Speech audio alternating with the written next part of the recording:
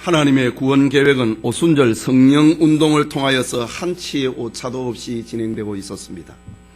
그것은 끌 수 없는 요원의 불길이요 막을 수 없는 도도히 흐르는 강물과 같았습니다.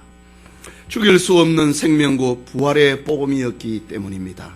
다메섹 도상에 나타나신 예수 그리스도는 자신의 복음을 이방인들과 임금들과 유대인들에게 전파하기 위하여서 살기등등한 사울을 굴복시켰습니다.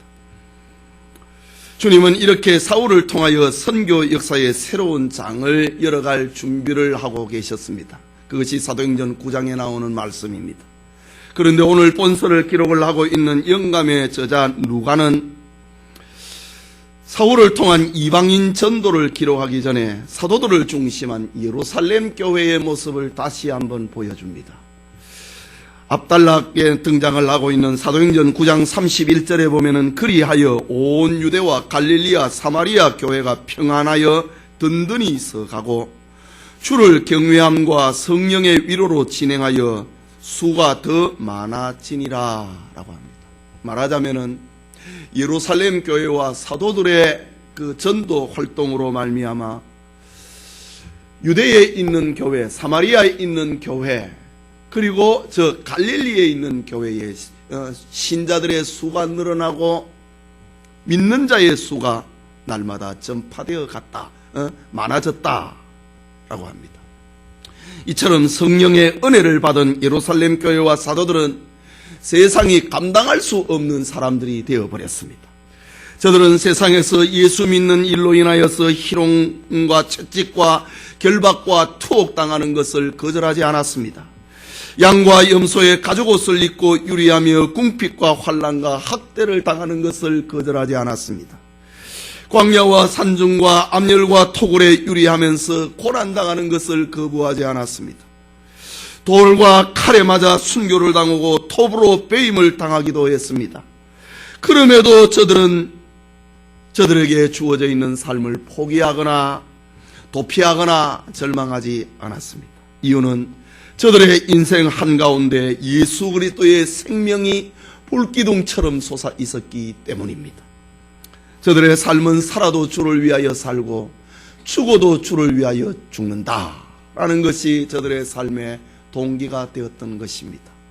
그래서 사도행전 7장에 스데반의 일로 인하여서 예루살렘 교회가 큰 환난을 만나고 예루살렘 교회가 흩어졌는데 그 일로 인하여서 저 유대 지역에, 사마리아 지역에, 그리고 갈릴리 지역에 믿는 자의 수가 늘어났다. 복음이 증거되었다. 세상이 감당하지 못하는 사람들이 되었던 것입니다.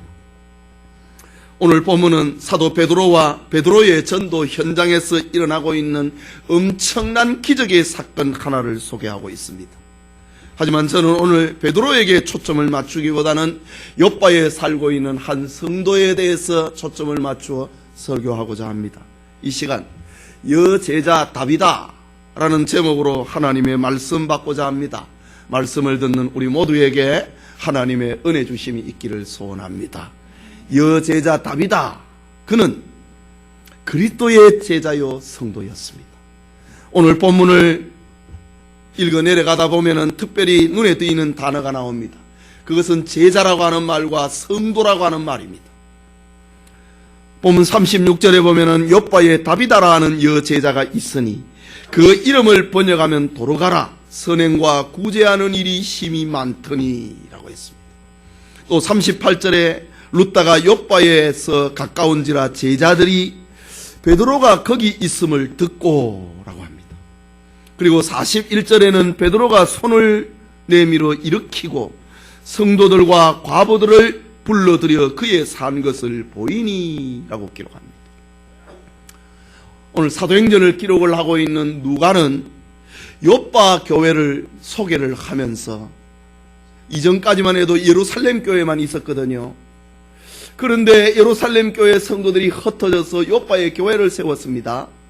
요빠에 있는 교회를 소개하면서 제자라고 하는 말과 성도라고 하는 말을 번갈아 가면서 사용을 하고 있습니다. 우리는 지금까지 마태, 마가, 누가, 요한 이 사복음서를 사도행전 앞에 있음을 압니다. 사복음서에서 익숙한 단어는 제자라고 하는 말입니다. 그런데 누가는 제자라고 하는 말뿐만 아니라 성도라고 하는 새로운 단어를 지금 사도행전에서부터 시작을 합니다. 사복음서에는 성도라는 말을 사용 안 하거든요. 그런데 이 사도행전부터 와서는 성도라고 하는 새로운 용어를 사용을 하기 시작을 합니다. 여러분, 성도라고 하는 단어를 우리말로 풀이를 하면은 거룩한 물이라는 말입니다. 헬라 말로 하기오스라고 하는 말인데 이것은 구별된 사람, 거룩한 사람이라는 뜻을 가지고 있습니다. 성경에 보면은 거룩의 개념을 우리에게 어떻게 소개할 것인가? 거룩의 개념을 성경에는 이렇게 소개합니다. 그것은 구약 성경에 등장하고 있는 제사제도에서 나옵니다. 백성들의 우리에 많은 양이 있습니다. 목동들이 돌아보고 있는 그 우리 안에 수많은 양들이 있습니다. 양이 그 우리 안에 있으면 그냥 양입니다. 그런데 거기에서 하나님 앞에 드려지기로 하나를 빼냈습니다. 하나님 앞에 드려지기로 하나를 구분해냈습니다. 구분해 놓은 그것은 제물입니다. 다시 말하자면은 양의 우리 안에 있으면 그거는 그냥 양입니다. 그러나 그 양이 하나님 앞에 드리기 위하여서 하나를 빼냈다 이거지. 그러면 그거는 제물이 됩니다. 여러분, 성도라고 하는 말은 바로 이런 의미입니다. 세상에 수많은 사람들이 살고 있습니다. 그러나 우리가 세상에 그냥 있으면 그냥 사람 자연인입니다. 그러나 우리가 하나님 앞에 드리기로, 하나님 앞에 선택이 되어서 따로 떼내어 나오면은 그것은 제물이 됩니다. 성도가 됩니다. 그래서 바울은 로마서 12장에는 이렇게 말로 하지요. 너희는 거룩한 산 제사로 하나님 앞에 드리라. 우리는 제물이다 이거지. 성도들을 향하여서 너희는 산 제사를 가지고, 구약 시대는 양을 잡아가지고 하나님 앞에 제사를 드렸지만은 너희는 너희의 삶을 가지고 하나님 앞에 제사 드리라. 왜?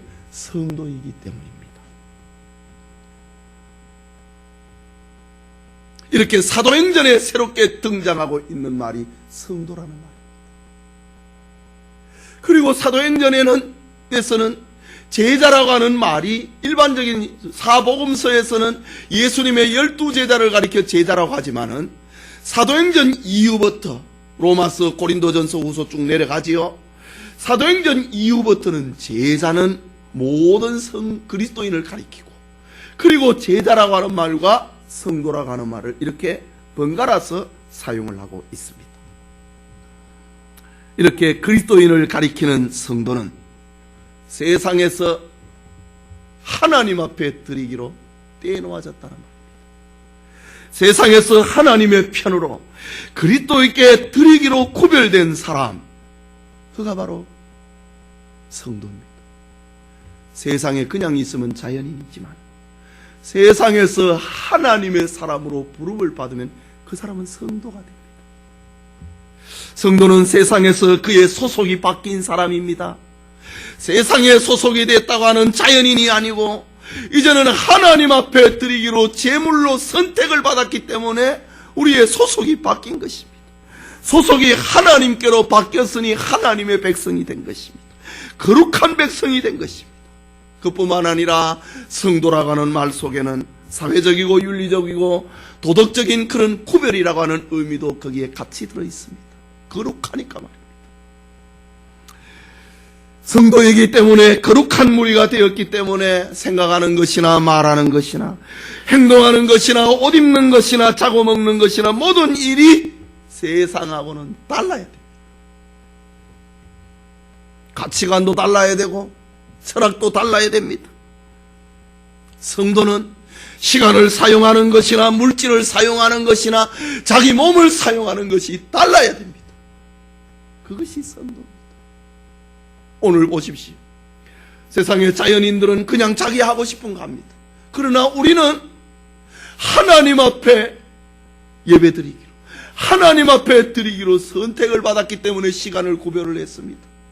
우리는 하나님 앞에 찬송합니다. 하나님 앞에 헌금합니다.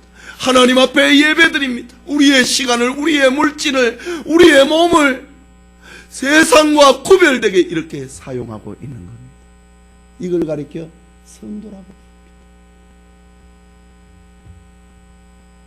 초대교회의 성도들은 이렇게 세상하고 차별되고 구별되고 시간과 물질과 자기 몸을 사용하는 것이 아주 구분이 되었습니다. 우리 성경으로 돌아오면은 욥바에 다비다라고 하는 성도가 있었습니다. 그를 가리켜서 여제자였다. 그리고 성도였다. 제자라고 하는 말은 그리스도를 따르는 사람이라는 말 아닙니까? 성도라고 하는 말은 아까 말씀드린 것처럼 세상이라고 하는 곳에서 하나님 앞에 드리기로 구분되었다라고 하는 말입니다. 그런데 욥바에 살고 있는 다비다가 병이 들어서 죽었습니다. 이것이 오늘 본문이 이렇게 시작을 합니다. 우리 37절과 38절을 같이 보겠습니다. 그때에 병들어 죽음에 시체를 씻어 다락에 뉘우니라. 룻다가 욥바에 가까운지라 제자들이 베드로가 거기 있음을 듣고 두 사람을 보내어 지체 말고 오라고 간청하니. 여러분, 나라마다 장례법이 다릅니다. 이슬람 국가에서는 사람이 죽으면 그날로 모래사막에 당합니다. 서양에서는 사람이 죽으면 미라를 만들어서 얼굴에 화장을 하고 정장을 입혀서 관 속에 넣어놓습니다. 우리나라에는 사람이 죽으면 삼배옷을 입혀갖고 21개의 마디, 머리끝에서 발끝까지 21개의 마디로 묶습니다. 그런 다음에 대부분 3일 후에 장례 치릅니다. 유대인들의 장례 전통은 사람이 죽으면 하루를 넘기지 않습니다. 사도행전 5장에 보면은 아나니아와 삽비라가 죽었을 때 바로 메어다가 장사 지냈다고 합니다. 예수님이 십자가에 못 박혀 죽었을 때에 해 빠지기 전에 아리마대 요셉과 니고데모가 빌라도 총독에게 찾아가서 예수님을 장사 지낼 수 있도록 해달라고 했습니다. 유대인들은 시체를 놓고 새로운 하루를 맞이하지 않습니다.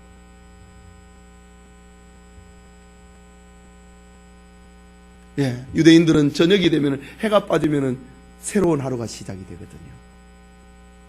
그래서 유대인들은 해 빠지기 전에 장례 그날 다 치릅니다. 그런데 오늘 성경에 보면은 욥바 교회의 성도들은 다비다가 죽었는데 그의 시체를 깨끗이 씻었다. 이건 장례 절차입니다. 깨끗이 씻어갖고 아나니아와 삽비라는 죽으면 바로 묻어버렸는데 다비다가 죽었는데 깨끗이 씻었다.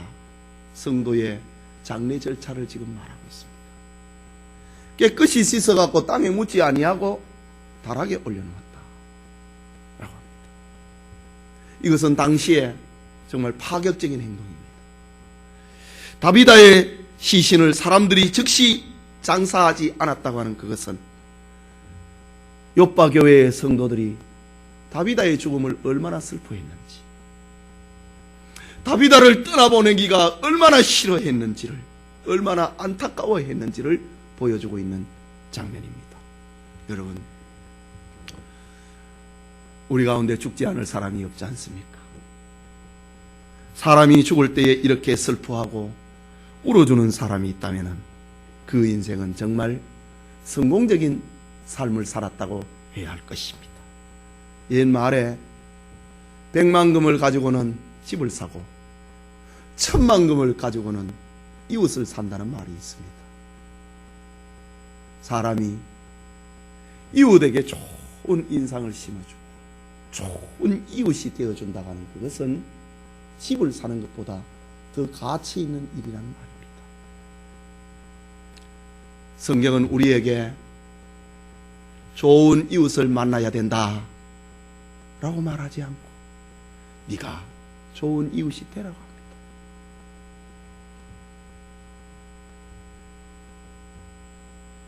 내가 누구에게 도움을 받을 것인가?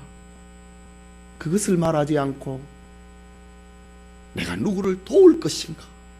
그것을 생각하라고 성경은 말합니다. 그러면 그 사람은 반드시 좋은 이웃이 될 것이고 좋은 이웃을 만나게 될 것입니다. 오늘 본문의 다비다는 욥바 교회에서 그리스도의 제자로 그리고 성도로서 진실한 이웃이 되었던 것 같습니다. 그래서 그의 죽음 앞에 이렇게 사람들이 슬퍼하고 그의 시신을 바로 장사 지내지 아니하고 지금 욥바에서 한 3시간 정도 거리에 있는 루따에 2 사람을 보내어가지고 베드로가 거기 있다고 하니까 베드로를 빨리 좀 모시고 오라고 이렇게 얘기하고 있는 모습을 봅니다. 아마도 욥바 교회의 성도들은 성경에 나타난 부활의 기적을 생각했던 것 같습니다.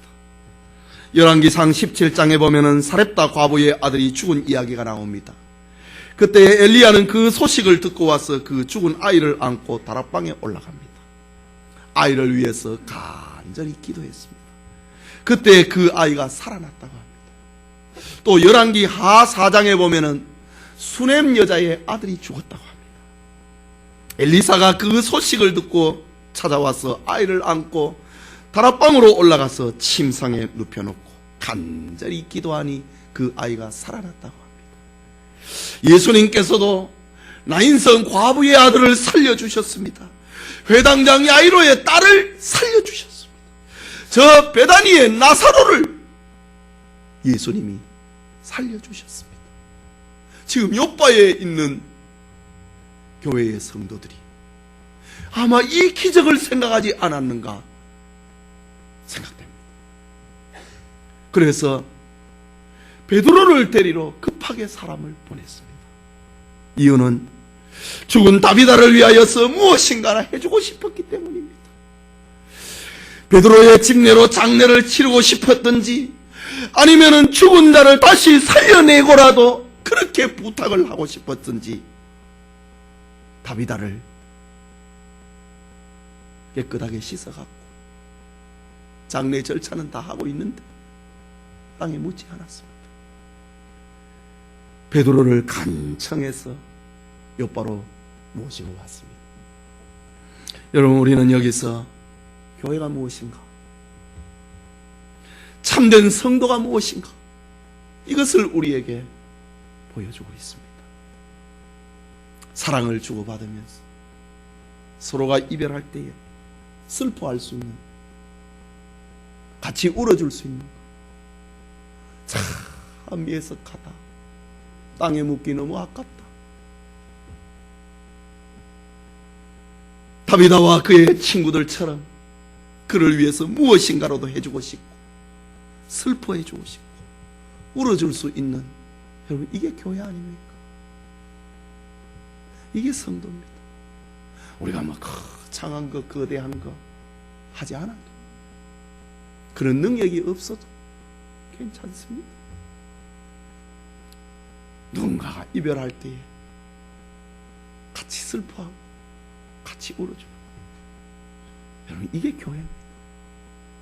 오늘 성경은 욥바에 있는 성도들을 통하여서 다비다가 죽었을 때에 성도들이 울어주고, 땅에 묻기 너무 아깝다, 어떻게 우리가 할 수 있는 거 없는가, 베드로가 저 욥바에 있다, 루따에 있다더라, 그를 모시고 와서 어떻게 해보자. 이게 교회입니다. 이게 성도입니다. 우리에게 이런 사랑, 이런 베품, 이런 이웃이 되는 우리 교회가 되기를 소원합니다. 그게 둘째로, 여제자 다비다는 선행과 구제하는 일이 많았다고 합니다. 오늘 본문 36절 중간을 보면은 그 이름을 번역하면 도르가라, 선행과 구제하는 일이 심히 많더니, 또 39절에 모든 과부가 베드로 곁에 서서 울며 도르가가 저희와 함께 있을 때 지은 속옷과 겉옷을 다 보이거늘 라고 기록합니다. 여러분, 다비다라고 하는 말은 헬라식 이름이고 도로가라고 하는 말은 히브리식 이름입니다. 그렇다면 이 다비다라고 하는 이 여자는 히브리 여자라고 하는 말이 맞습니다. 네, 당시 로마인들이 유대인들의 이름을 가질 이유는 없거든요. 그런데 이름이 아주 재미있습니다. 그 이름을, 다비다라고 하는 이름을 유대식으로 어떻게 지었는가? 도르가라고 지었습니다. 다비다. 응? 헬라식 이름 다비다. 본래 유대인이었기 때문에 본래 이름은 도르가 아니었겠습니까? 그런데 헬라식 이름을 어떻게 지을까 하다가 다비다라고 지은 겁니다. 그 이름의 뜻은 암사슴이라, 예쁜 눈을 가지고 있는 여자라고 하는 그런 것을 가지고 있습니다. 다비다는 자기 이름 그대로 선행과 구제, 자기의 예쁜 눈을 가지고 가난한 사람들을 돌아보았습니다. 당시의 가난의 대명사는 과부였습니다. 저들을 위하여서 옷을 손수 바느질 해가지고 지어 입혔던 것 같습니다. 여러분, 교회에 어떤 여인이 제일 아름다운 여자일까요? 얼굴이 예쁘고 팔등신으로 쭉 빠진 균형 잡힌 몸매를 가지고 있는 여자가 아름다운 여자일까? 물론 이런 여자도 보기에는 좋을 것입니다. 그러나 오늘 성경을 기록을 하고 있는 의사 누가는 아름다운 여자를 소개하면서 다비다의 키가 얼마였는지, 다비다의 얼굴 모양이 얼마나 예뻤는지, 다비다의 외모가 어떤 모습을 가졌는지, 그가 얼마나 큰 부자였는지에 대해서는 아무 말 안 합니다. 다비다가 아름다운 눈을 가졌다고 하는 이 이름을 소개를 하면서 다비다의 선행을 소개합니다. 선행과 구제가 심히 많았다. 그 여자는 암사슴과 같았고 예쁜 눈을 가지고 있었던 여자였다 라고 소개합니다.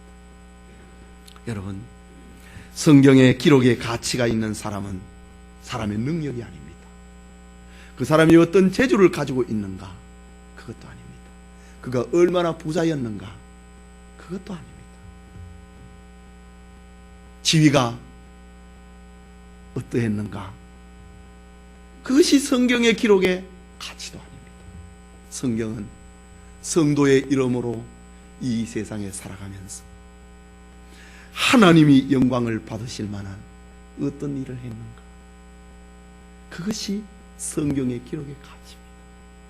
여러분, 구약 성경 가운데, 구약 성경의 역사서 가운데 역대상, 역대하라고 하는 유대의 왕들의 이야기를 기록해 놓은 성경이 역대상, 역대하입니다.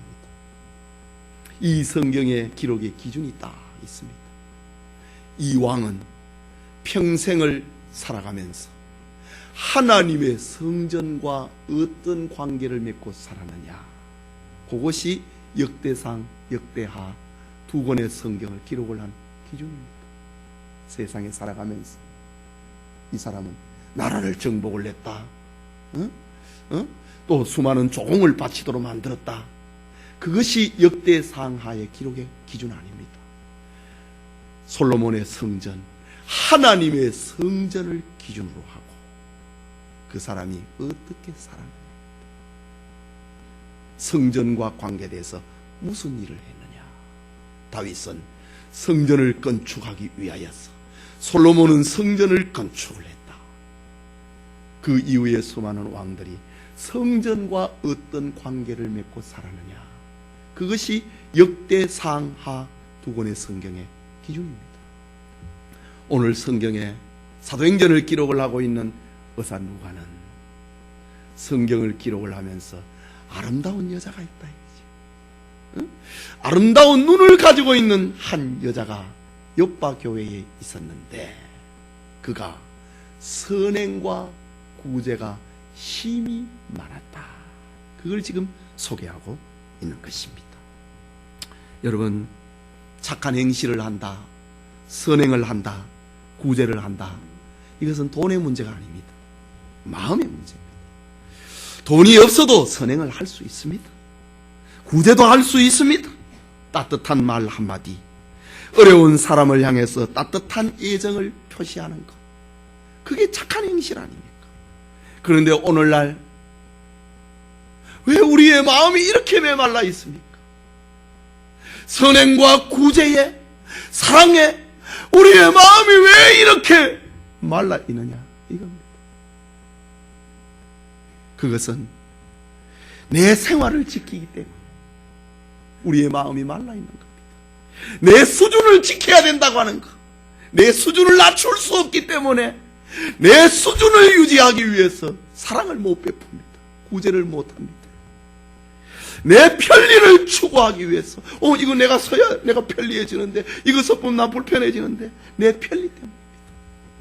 내 성공을 생각하고 있기 때문에 우리는 이웃에게 사랑을 못 베푸는 거예요. 약한 사람에게 따뜻함을 표시를 못하게 되는 겁니다. 오늘날 교회가 하나님 앞에 받은 지상과제는 누가 뭐라 해도 구원을 선포하는 것입니다. 구원을 선포한다, 이것은 우리가 무엇을 믿는가, 우리의 믿음의 대상이 무엇인가 라는 겁니다. 그러나 우리에게는 무엇을 믿는가, 이것만큼이나 중요한 것이 있는데, 그것은 어떻게 사는가입니다. 우리가 무엇을 믿었으면 어떻게 살아야 될 거 아닙니까? 여러분은 올 한 해 동안에 어떻게 살았다고 생각하십니까? 여러분의 수준 유지하는 것 때문에, 여러분의 편리 때문에, 여러분의 성공 때문에 남을 돌아보지 못하지는 않았습니까? 여러분이 살고 있는 삶이 분수에 넘는다고는 생각하지 않습니까? 지금 지구촌에 가난하고 헐벗은 사람들이 이렇게 많은데, 물론 우리 중에는 그럴 만한 자격을 가지고 있는 이도 있을 것입니다.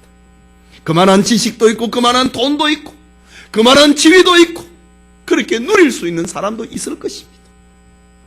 그러나 때로는 너무하다고 생각되지는 않습니까? 그렇다면 오늘 성경에 나타난 다비다라고 하는 이를 생각해야 됩니다. 그는 여제자였다, 성도였다. 다비다는 하나님의 은혜에 감격해서 선을 베풀고 구제하는 것이 그의 삶이 되었다 라고 합니다. 36절을 보십시오.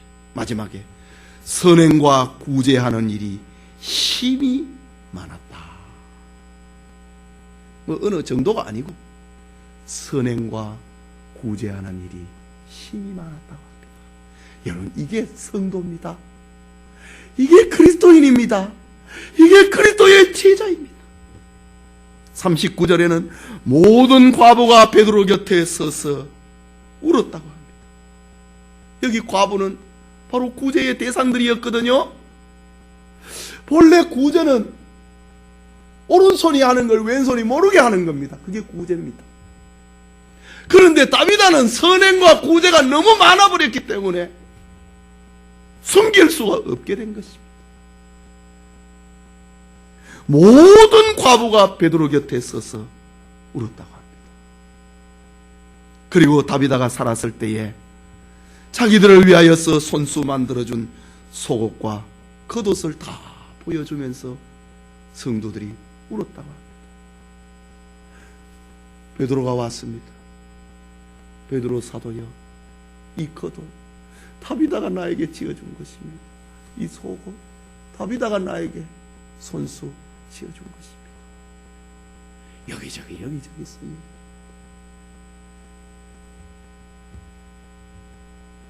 여러분이 죽을 때에 여러분을 기억을 하고 몇 명이나 진심으로 슬퍼할 줄 수 있을까요? 여러분이 세상을 떠날 때에 누가 여러분의 사랑을 다비다의 이웃처럼 증거해 줄 수 있을까요? 여러분이 남몰래 구제한 사람이 찾아와서 이분이 나를 위해서 이렇게 해주었어요. 여러분이 공부시킨 사람이 찾아와서 이분이 나한테 장학금을 줘서 제가 공부할 수 있었답니다. 이분이 나에게 이렇게 좋은 일을 하셨던 분입니다. 라고 말할 수 있는 사람이 최소한 몇 명은 있어야 안 되겠습니까? 이게 성도입니다. 이게 그리스도의 제자입니다. 여러분의 선행과 구제를 아무도 몰라준다 할지라도 죽어 장례 치를 때는 슬퍼하고 여러분의 선행을 말할 수 있는 사람이 몇 명은 있어야 안 되겠습니까? 사람은 죽었을 때에 제대로 평가받습니다.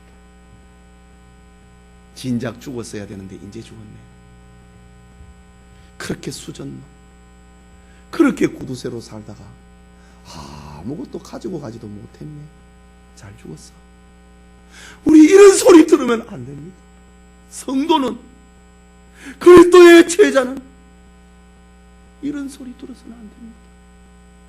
우리 엄마, 우리 아버지 죽었답니다. 슬프다. 나를 위해서 울어줄 리가 내가 키워놨던 자식밖에 없어서가 되겠습니까?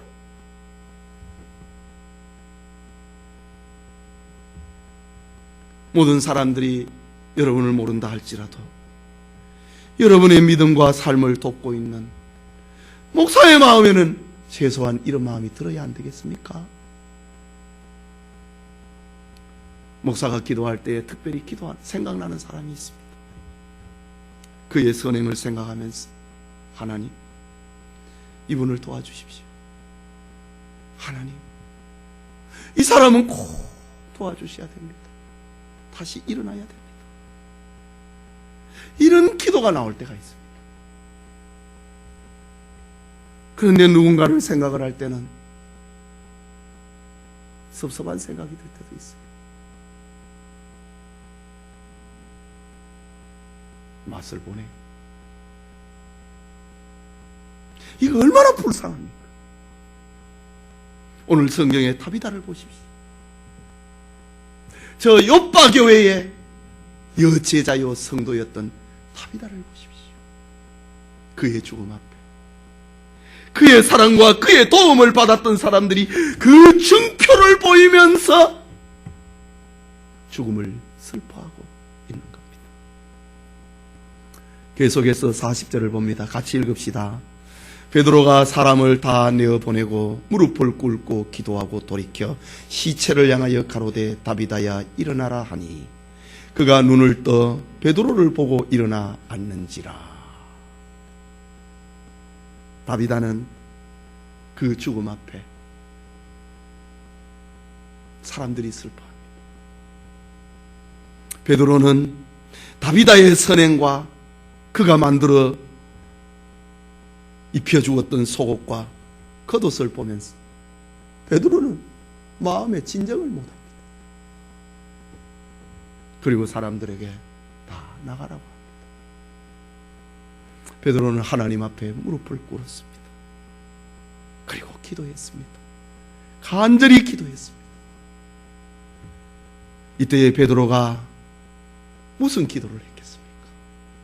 베드로는 지금 예루살렘에서 사마리아로, 루따로, 갈릴리로 다니면서 전도를 했습니다. 그리고 요빠교회 성도들의 초청을 받아서 지금 급하게 지금 요빠로 왔습니다. 하나님, 저는 이 다비다라고 하는 사람을 잘 모릅니다. 그런데 이 요빠교회 성도들이 이렇게 울고 있는 것을 보십시오. 요빠교회 성도들이 이 다비다를 장례 치르지 아니하고 몸을 씻어놓고 다락방에 올려놓고 땅에 안 묻고 있는 이 장면을 좀 보십시오. 하나님, 이 사람은 살아나야 안 되겠습니까? 하나님이 살려줘야 안 되겠습니까?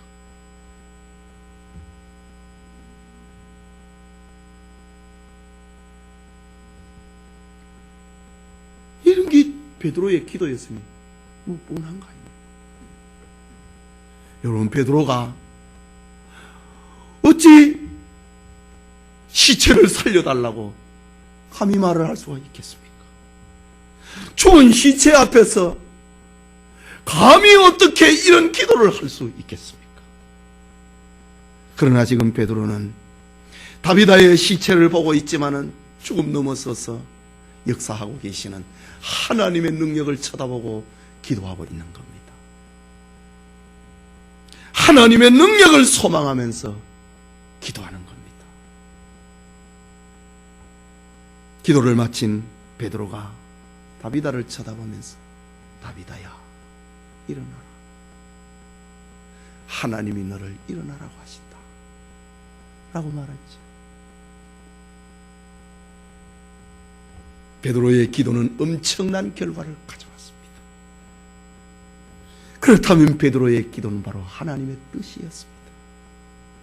베드로는 이 하나님의 뜻을 정확하게 찾아낸 것입니다.